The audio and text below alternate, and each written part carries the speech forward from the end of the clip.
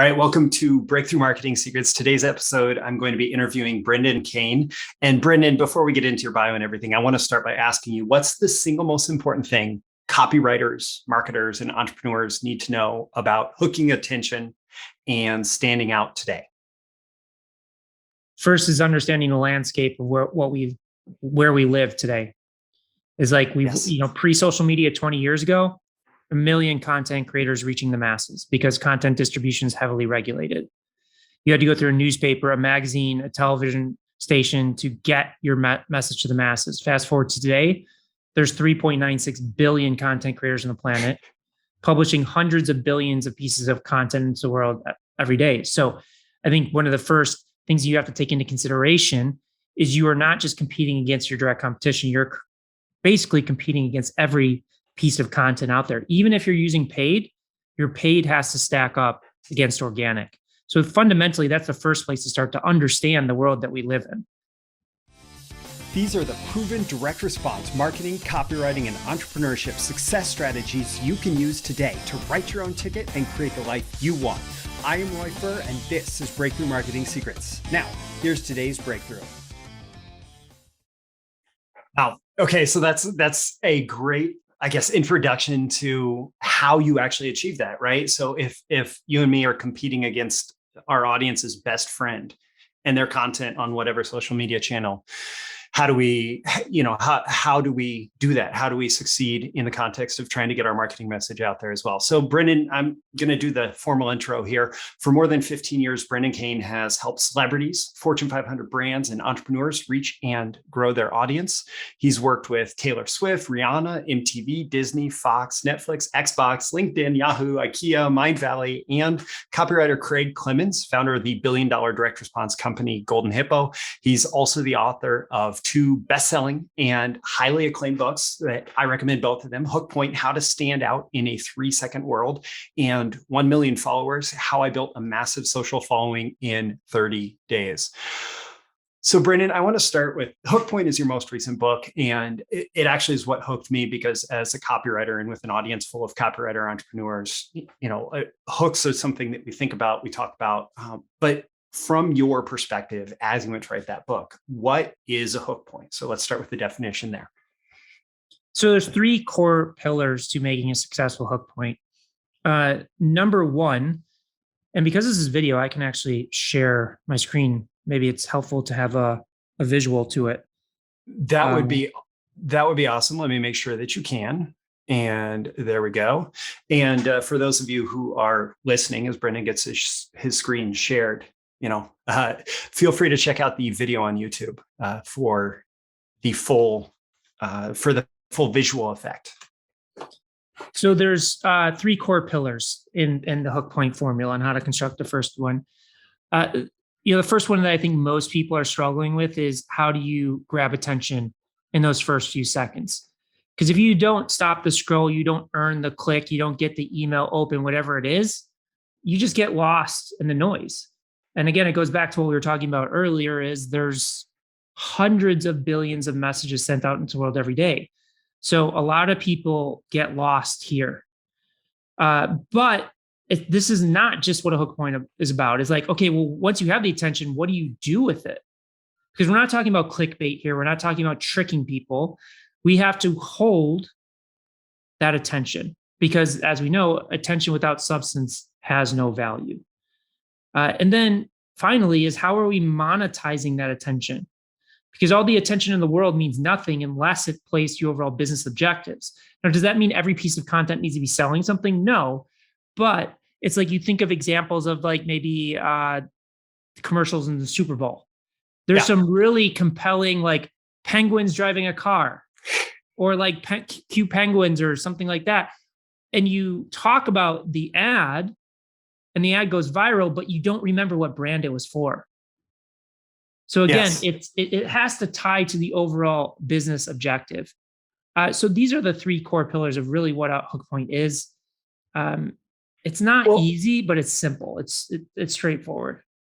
Okay, so I really appreciate that, and this is one of the things that I appreciated about your book is that your focus is not just on how to get attention. It is, it takes it all the way to that monetized attention. And I absolutely want to get there as part of this, but that first step, that first sale that we have to make as marketers is the attention sale. And that's what a lot of the emphasis in Hook Point is on. So what is the process like when you work with you've worked with celebrities and Fortune 500 brands and entrepreneurs, et cetera. What is the process of creating a winning hook point?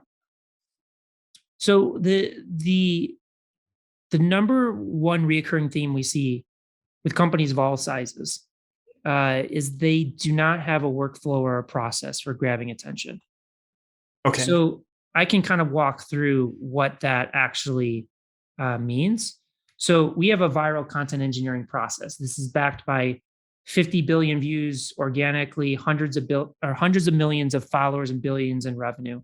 So the first interesting part is, like, when we think about science, we leverage centuries of trial and error, data and experience to guide our advancements. We don't make a new drug just on a whim or just in a vacuum. We leverage everything that's been done prior to that. But for whatever reason, when it comes to content, we're discarding millions of data points and results just so that we can be original. That's kind of the big thing. And the question is, well, why? Why would we not use that same scientific process? So this is typically how people are creating content. It's really the common sense model. And again, this is the model that was that's been around for a very long time, pre-social media. So again, going back to television, radio, print, and things like that. So typically, you're starting with brand guidelines, and those brand guidelines are driving creative ideation decisions. Then you're moving to monthly and quarterly content plans. Then you're going and executing and producing all that content and posting, reviewing the results monthly and quarterly, and then driving back to creative ideation. So this doesn't work because it's minimizing the impact of data on creative. It doesn't generate a new an opportunistic and agile creative output to take advantage of what's working in the algorithms and how the algorithms are shifting. And the model is completely reactive. There's absolutely no process in place for accountability, iteration, and growth based on these granular results that we're getting. And so really, from a grabbing attention or virality standpoint, it's completely dependent on luck. So this is the viral content engineering process that we train individuals in organizations in. So everything starts with research. What is working? What is not working? And if you want, I can show you an example of the level of granularity that we go into the research. Is you have to really understand what are the performance drivers that lead to success, and not just looking at your industry, because typically your industry is going to tell you what not to do, not what to do. Yeah. So that research then fuels the creative hypothesis building of, okay, based upon all this research, what are the formats that we should be creating? What are the structures? What are the stories? And then from that, just to be clear, you're not just looking at, okay, what are my 3 top competitors doing in this space? And you're looking at, okay, what are people actually engaging with, paying attention to today? And what would the research hypothesis be around what could we try to figure out how to tie what's working in, like, across the board with content to our particular brand message today? Yes, because again, you're not just competing against your competitors. Yeah, you're competing against every piece of content published. So you need to get a sense of what is the patterns of content, both in your industry and outside of your industry, to really break through. Because it's not like anybody's opening up their email, opening up their social platforms, and all they're getting is messages from your competitors. They're getting messages from everything. They're getting messages from Netflix, from Walmart, from Kevin Hart, all of these things. And that's where you really have to take it into consideration. Okay, excellent. So then the ideation is highly informed based upon the data we collect in the research, and then using that to build the hypothesis. Now, the big thing is single iteration production planning, because most people's inclinations is let's just slate work for the next 30, 60, 90 days and just produce all the content so that we can get it all out of the way and get scheduled. There's this myth about frequency and consistency that drives results. It doesn't. Now, I'm not going to say 6, 7, 8 years ago it didn't, when there was less people on these platforms and less content, but today it doesn't. So single iteration production planning so that we can review the results and hypotheses around that single piece of content that we generated. And then again, we always go back to research. So whatever we've learned here, we're going back to research to inform the next piece of content that we're delivering.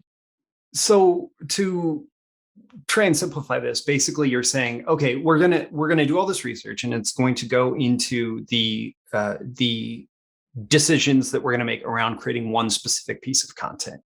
And then maybe that one specific piece of content is going to have a few variations that are tested against each other.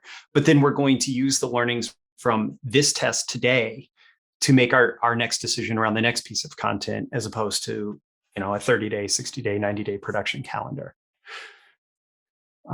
Okay, so you're big on testing, and I think that one of the completely unexpected completely unexpected aspects of both the 1 Million Followers book and Hook Point is that they're essentially scientific advertising on social media. I don't, like, my audience is definitely familiar with Claude Hopkins scientific advertising. I don't know how much you are and your team uses the principles in there. But how big of a role does, or can you explain, if you were, let's say you're working with a brand, with a client on a specific piece of content that's being tested, can you describe the role that testing is going to play in finding the hook points and deciding what you're really starting to invest time, energy, effort, resources, capital into rolling out? Absolutely. I mean, testing is definitely a critical component of it. We never learn anything unless we test and validate it. What we're just saying is we don't want to just jump to the test. We want to make informed decisions of what we believe is going to work or not work. And that's where almost all companies are failing with social media, is they're letting brand guidelines inform their decisions, or, hey, I like this idea, or this is a great idea, just kind of not playing off the research and data side of it to inform what should we be testing, setting a clear hypothesis about what element we're testing and what we expect the intended result to be. Because most people are just going through and just creating content and just hoping they find something that magically works, converts, goes viral. And sure, can you stumble across it 1 out of 100? Yeah. Or maybe you're better and you do 1 out of 10, but you're not really going to engineer your success. You're playing on luck. It's throwing it against the wall, seeing what sticks. So if you have somebody coming onto your team, just, this is a hypothetical position being filled, and their role is content creation, test creation of different pieces of content, different hook points, what is the learning process for them to get good at creating hook points? And, then that learning process, I imagine, would generalize if somebody is a copywriter, marketer, entrepreneur here, and they're saying, I want to follow what Brendan says about creating hook points. What do they need to focus on? What do they need to learn if they want to get good at creating hook points that they can test, and good input for the tests? Yeah, it all goes back to this model. I mean, this is what we train people in. This is what we have them follow. And and Craig, who you mentioned at the beginning, he shared a story that when he first started copywriting, all of his stuff was getting rejected. It just wasn't passing because his hooks weren't strong enough. So one of the exercises that he started doing is he started taking other people's hooks, putting it on a sheet of paper, and start plugging his product or service offering into it. So that's, again, where this kind of research plays into it. is researching and understanding what's working, what's not working, and leveraging that to ideate and build off of. So again, it's everything that we do when we're training somebody is really around this model. Okay. So if I'm But I can also let me just show you this sample research to kind of give yes. you kind of a sense of how detailed we're going. I mean, when we're doing research, I mean, we're diving super deep to really understand the trends and Okay. things So around us. I'm looking at titles that obviously link to the content, categorization of, oh, this is comedy, this is do it yourself, this is informative, this is original, there and then metrics that come out of that that allow you to say, okay, there's this is getting a certain number of views, this is getting a certain number of likes, and then some reflection on, I mean, everything. I see production value, I see all sorts of different analysis going on here. So what would so is this kind of an everyday research process where you're just looking at top content on different platforms, or is there just a general sense of like the type of marketer that this would be for, like that? I mean, it looked like there was stuff kind of across the board.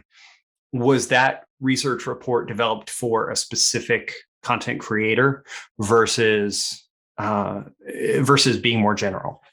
Yeah, that one is 100% a very specific product, or not product, Okay. but a piece of content, a content format that we use for our social channels. So we want to vet our ideas before we go into actually producing it. So there's that level. At the same time, like we are as a team constantly passing references back and forth of ads, organic social content creators, just so that we kind of keep learning. But Yes. typically, that level of detail that I showed you is for a specific piece of content. Okay. Sounds good.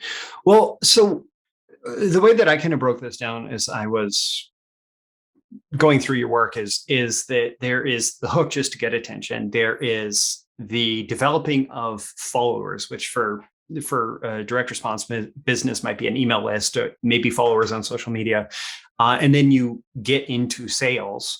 And so at this point, I want to move kind of past the hook part and acknowledging that, okay, we hook their attention, we use hook points to get their attention. How do we develop followers? So would you mind just sharing quickly your story of just the high level overview? Of course, check out the book 1 Million Followers to get this whole story, but your high level overview of your story of how and why you got 1 million followers on social media in 30 days. Yeah. So first did it on Facebook and then created a different system for Instagram, and they're a little bit different. So Facebook is a democratic platform from the standpoint as you push content out to an audience, they can share it and it syndicates out. So the whole process was testing content to see, number one, which content formats people would share, but number two, what's the velocity of the person sharing it opting in to follow, and also the subsequent people that are seeing the content off the shares to follow it. So there was rapid iteration and testing around that for Facebook. Uh, Instagram was a bit different because Instagram's not inherently a sharing platform. Yes, they have a share tool, but it's not like Facebook where you share something and it goes to your main profile or feed. Yeah. So with that, we determined that syndicating content out on other channels, other accounts, and driving it back to our channel was that approach. So we had to test hooks and content formats and things like that to identify what would correlatively drive traffic back to say, I have to go follow this account. Okay. So on Facebook, basically, you were getting people. Your goal was, hey, get the end user to share, preferably in a targeted way. That, I mean, you're Share using and follow. yeah, share and follow. And then on Instagram, like you said, you partnered uh, with accounts that had a certain viewer base already, a certain follower base already.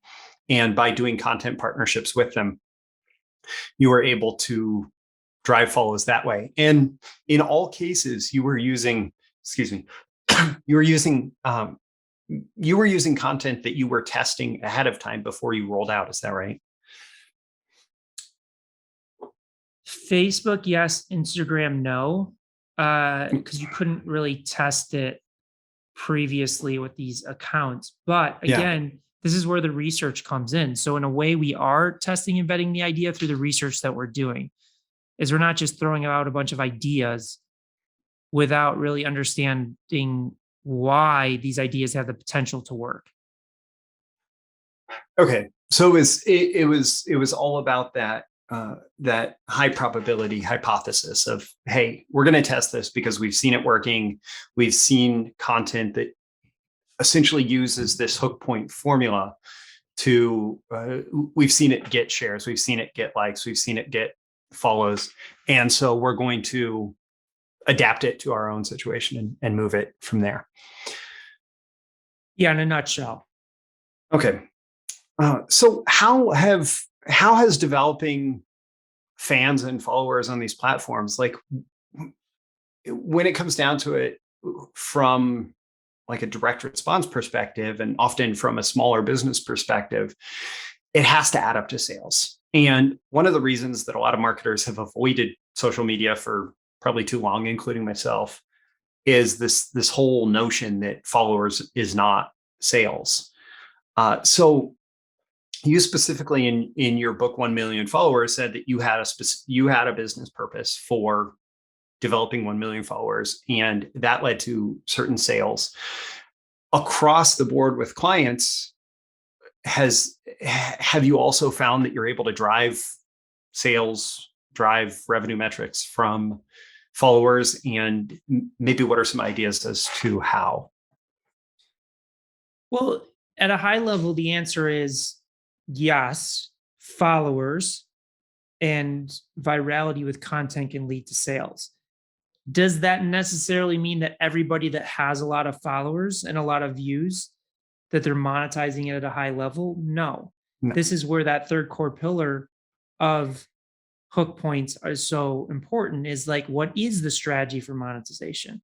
And there's so many different ways that you can monetize an audience. You know, there's ad supported, there's brand deals, there's e-commerce like merch sales. Um, there's many different ways that you can go about strategically monetizing that audience. I think it's really important. And this is the question that I always ask people when I start working with them. They come to me and they say, well, I want a bunch of followers. And I say, why? And then they'll say something like, I want to generate more customers and leads for my business right away. I was like, okay, then why don't we focus on that first? Fuel the revenue, fuel the profit, and then reinvest into it. Some people have already had the direct response stuff going, the ad stuff going, and they want the organic to build a larger warm audience. Or the plan that I had with 1 million followers in 30 days was leveraging it for more strategic offline opportunities. So getting on television, getting on stages, getting on podcasts, getting book deals, things like that. Because I knew, for me, it wasn't about, hey, I'm going to go start selling t-shirts. For me, it was not even going after ad supported revenue. And again, I'm not diluting it at all. It's just my core skill set is I understand B2B sales. I understand how to leverage validation and credibility to turn things into revenue. So that was my game plan for it. So it depends on the business and the brand and what they're trying to achieve. And then we tailor kind of that strategy around it. So I mean, specifically the story that you tell in the book is you approached a literary agent who had, I don't remember if you had a specific pre-existing relationship with him, but you knew that he had gotten books published with a publisher that you wanted, or with a group of publishers that you wanted, and you said, if I do this, like I've done this for Katie Couric was one of your big success stories prior to all of this.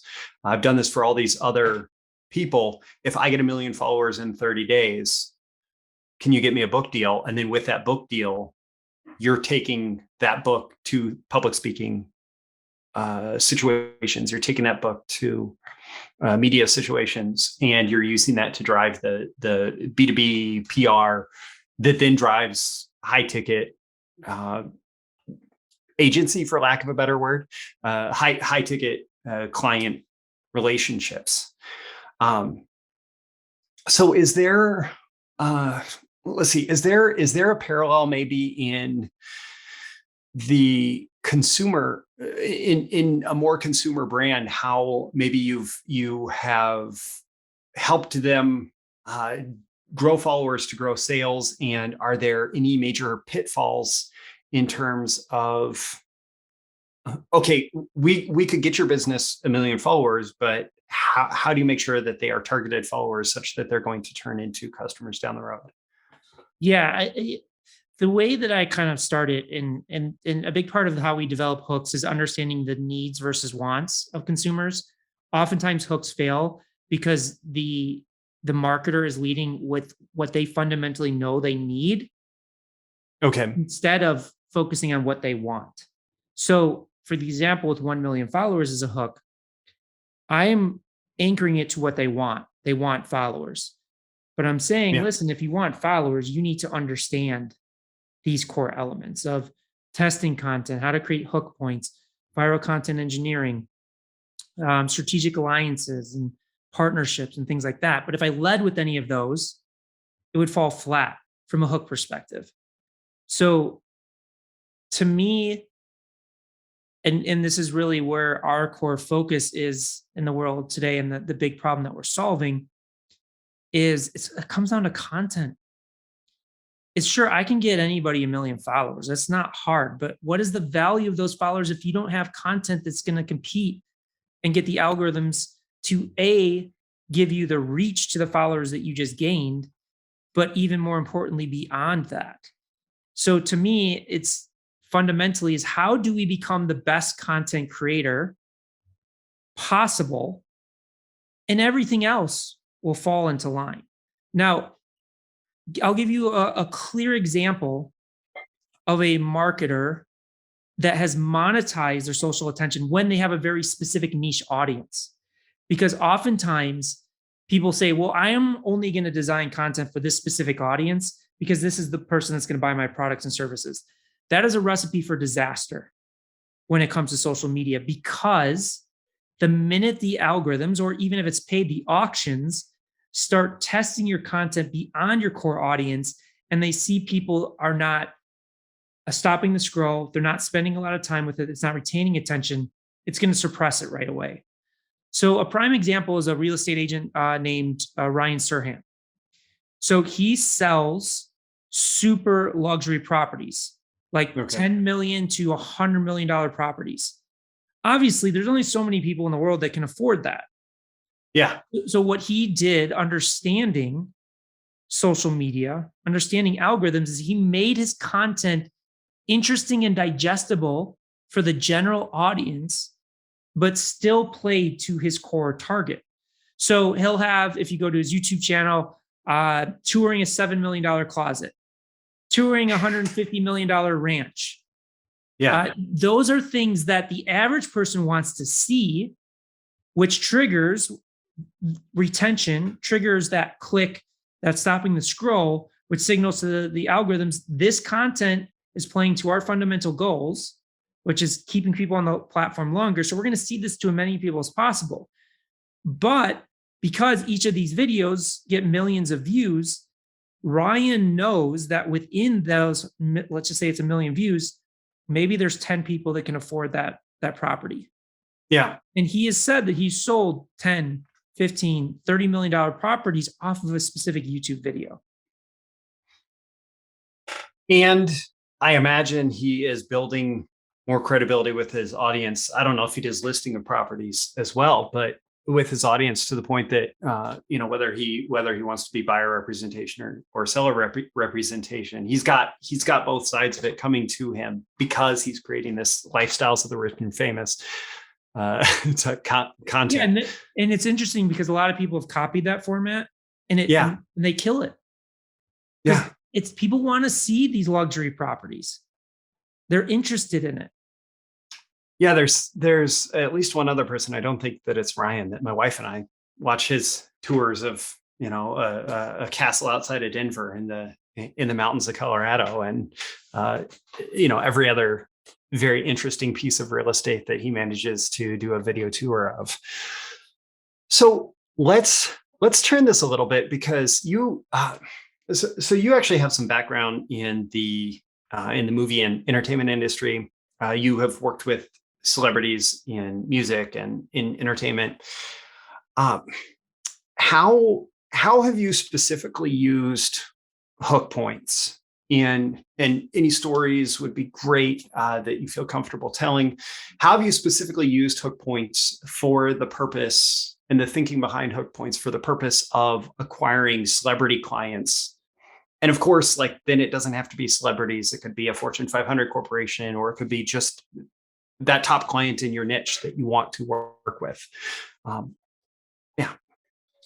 Yeah, there's a few examples. Is one, how I got my start in the film industry. Like everybody, I had to start at the bottom, making coffees and copies and things like that. And I wanted to be a film producer. And whenever I would connect with higher profile people in the studio and they ask, "Why are you here?" I would say, "I want to be a film producer." I could see everybody's eyes glaze over because I was one of a million. Yeah. So I had to take a step back and really analyze, well, what is the core problem? What is unique about me, my experience, that I could provide value to the highest level? And I started in the film industry about 2005. And this is when the entertainment industry started to reawaken to digital after the dot-com bust. And in college, in film school, I created a few internet companies really just to learn and experiment. So in really stepping back and analyzing and listening, I noticed that every time we finished a movie, a single piece of content that we would invest tens of millions of dollars just to produce and then spend tens of millions of dollars to market, there was a great sense of anxiety around that because you need hundreds of millions of people around the world to know about this unknown piece of content in a matter of months to have a chance and not just generating a profit, but making sure that you don't lose money. Yeah. Because a lot of people, the film business is similar to an investment portfolio, is you're hedging your bets. They do not expect every movie to succeed. You just hope your hit rate is pretty high. So knowing that, I just started, leveraging hooks of, hey, I know how to tap into these online traffic sources to market our films in a way that cost far less than newspapers, magazines, TV spots, and in some cases for free. So that opened up the doors to get invited to big marketing meetings, to work directly with directors and actors, producers and screenwriters, because I was tapping into a need. As they invested all this time, energy, and resources to making this content, they want any extra advantage to stand out. So that is one example of how I used it. And like it just trickles down. Is like one of the first movies I worked on is a movie called Crank with Jason Statham. And I was just breaking down the strategies of what I was doing for them. And that fascinated Jason to want me to kind of dive in and dig into creating a strategy for his personal social media. He was kind of on the fence of it. So it branches off into those additional conversations, the more that you're providing that kind of unique value and speaking to the pain points and the concerns that the individual has. I think where most people go wrong with celebrities or B2B relationships is they're trying to anchor to the business and the business goals and the brands instead of the individual. Because at a subconscious level, these individuals, they don't want to lose their job. They don't want to look bad. They want to succeed themselves, not necessarily for the brand. They Yeah. anchor the brand's success to their success, and that fuels their career. So there's a parallel in there between something you mentioned with the hook points and something you mentioned in the book as well. That a lot of, I I mean, it always seems to be either about some core problem that you're solving. And so you're coming up with a creative way to get attention in order to communicate this message of I solve your problem. And that can happen in media that's designed to go viral, or you just pay attention. You say, what's this person's problem? What's this person's challenge? What's this person's anxiety? What's this person's pain point? What do they want? And how can I help them get that through whatever interaction I'm going to have with them? And of course, for you, for a while, it was passing them in the hallway as you're delivering coffee. And then it grew and it grew through relationships. And one success led to the next, to the next, to the next. Yeah, that core philosophy works when you're trying to sell something, you're trying to close a deal. Yeah. Organic social is not really necessarily about that. Going again back to the Ryan Serhant example, is how are you making your content interesting for a general audience? So giving somebody a tour of a $7 million closet is not really solving somebody's problem. It's Okay. making it engaging, interesting, entertaining, that's piquing their curiosity to hold that attention. So that is a distinction that came out in hook points that we haven't spoken to yet. Is you specifically mentioned a large amount of organic content that you create at best is going to have a very, very, very soft call to action. Uh, but the content that is designed to go to the widest audience is really just designed to get that engagement, get that share, get that follow, depending on the platform. And then once someone is following, you give them opportunities to find the path where they're going to take the next step towards whatever desired action you may have for them.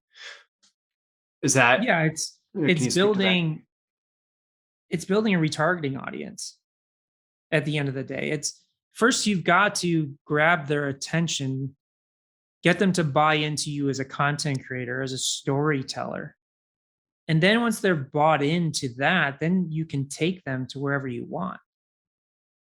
Okay. But I also want to point out is your first job as a marketer, especially with organic, is you have to play to what the algorithms are looking for. And the algorithms really only care about one thing. That's keeping people on the platform longer. Because the longer you spend on the platform, the more ads they can serve you. The longer you spend on their platform, the less you're spending time on another platform.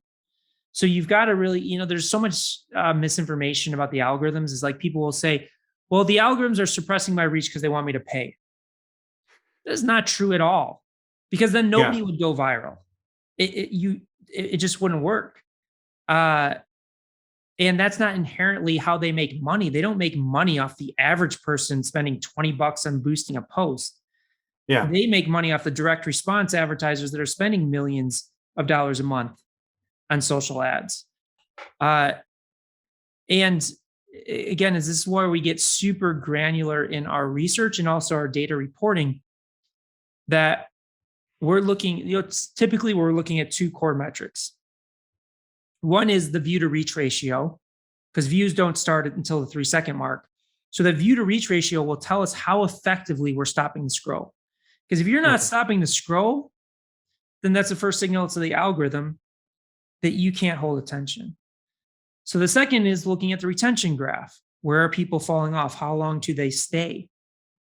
And that's kind of how we're looking at it. And to give you an example of a friend of mine that I just interviewed for a magazine that we're about to launch, is he just passed 19 million followers on TikTok. He's one of the top TikTok creators. And we were analyzing one of his highest viewed posts, which is like 90 million views. And then we looked at kind of like the average video, which was 5 million views. So the Okay. retention graph of the 90 million piece of content was 28 seconds. The retention of the 5 million was 21 seconds. So a 7-second differential in retention equated to an additional 85 million views. Wow, That that's fascinating. that's kind of the world that we're living in today. So it is really playing to it. I mean, going all the way back to like, Google AdWords ads, and people would say, "Oh, Google hates direct marketers because we shut this down." But Google would say, "We created these algorithm changes in order to give searchers the best possible experience, and you're not giving them the best possible experience." So what you're saying is now like in Google, it's Google being like the yellow pages. It's how to get someone to the right destination as fast as possible. But with these content platforms, these social media platforms, what's happening is it's the metaphor that I've heard before is it's a party, right? And or it's hanging out at the coffee shop, and the goal is to get someone to stay at the party as long as possible. The goal is to get someone to stay at the coffee shop as long as possible and keep refilling that cup of coffee. And so if in this case, if your TikTok video keeps people engaged for 7 seconds longer on average, what that says to TikTok is this person is they're the life of the party. And so let's keep surrounding them with audience. Yeah, they are the solution to the problem that they're constantly fixing is how do we serve people more ads? How do we give them the best user experience so they stay on longer? Uh, the one thing about the search ads that I would hypothesize is Google does not make money unless you click the ad. And when Yeah. a direct response copywriter or a direct response ad is super on the nose to make sure you're getting qualified traffic in the door, I bet that the auctions are saying not as many people are clicking on this versus something that's not super direct response heavy. Because again, Google's making money off of people clicking the ads. And if there's ads being served up that people aren't clicking and it's taking inventory, then yeah, they're going to shut it down or deprioritize it. It's the same philosophy here is understanding the overall business objectives of these platforms and how they work. And the Yeah. same goes for paid social. Is the auctions are looking at how engaged people are with your ads, because serving ads into their feed is their holy grail for again giving a good user experience so people keep on the platform. So if your ad is constantly being skipped over, then it's going to inflate your costs in the auction. Yeah. I mean, at this point, Facebook, I can't remember if it was three. I just looked a couple of weeks ago. If it's 3 posts between an ad or an ad is every third post, but that ad needs to be just as engaging to the audience who's scrolling the length of the Statue of Liberty every single day. That ad needs to be just as engaging as the post between it and the ad before it and the ad after it. Well, that's what we talk to a lot of marketers about of paid advertising. Your paid advertising has to stack up against the organic content. Yes. And they marketers feel like they get a free pass just because they're paying for reach, that they don't have to think about that competition. But you have to. Otherwise, people are going to skip past it. I love that as a final thought to transition to how how do you stand up against that competition? Well, hook point, how to stand out in a 3-second world. And so, if folks have been listening to this point, I imagine they are interested in learning more from you. And prior to the interview, you mentioned one of the best places to go is hookpoint.com to learn about that book. I'll make sure to include a link in the description. What are people going to find when they go there? So it'll include the full deck of that we kind of talked through. So if they want to download the deck, they get it for free. There's a video that walks through the deck. They can schedule a call with our team. So if they're really looking to dive deeper into that process, that's a good place. But they can also go with the books. I would even most people start with 1 million followers. I would kind of recommend starting with Hook Point because it's the newer book, and there's a lot of the topics covered. The important topics covered in 1 million followers are fleshed out in more detail in Hook Point. They can get those books anywhere books are sold, or they can go to book.hookpoint.com or book.1millionfollowers.com to get it. Excellent. And I will include links to these as well. Just a couple of points, the things that I got out of Hook Point that aren't going to be, that weren't part of this conversation. So more tips specifically on content categories, prompts for creating powerful hooks that I found particularly effective. I actually thought, and you can correct me if I'm wrong, but you, as a marketer, you can look at the book as a case study in Hook Point. So a lot of people, leave negative Amazon reviews saying this person is just giving me a bunch of links to different resources and they're trying to get me to become a client. And so I don't like the book because of that. But am I right or wrong that you are, in a sense, testing some hook points in the book, or you're using proven hook points in the book to get people to take specific actions to go to specific URLs? Is that something you paid attention to? Yeah, we have gotten that comment from people, and we've gotten positive comments. And it plays again back to that third core pillar of a hook point is how are you monetizing that attention? Yes. Because we've spent a few $1 million marketing 1 million followers, and we'll spend millions of dollars marketing Hook Point. I have to make it sustainable so that I can keep pushing copies into the market. And what people don't understand about books is Hook Point took 3 years to write. Yeah. There's a lot there. It spent hundreds of thousands of dollars putting together that information and millions of dollars to promote these books. If it's not sustainable, if it doesn't play to our underlying business objectives, then I can't promote it effectively. I can't get it into the hands of people. And what I've also realized with scale is there's no way you're going to make 100% of the people happy 100% of the time. Yes. Are we learning from it? Are we considering those comments? Absolutely.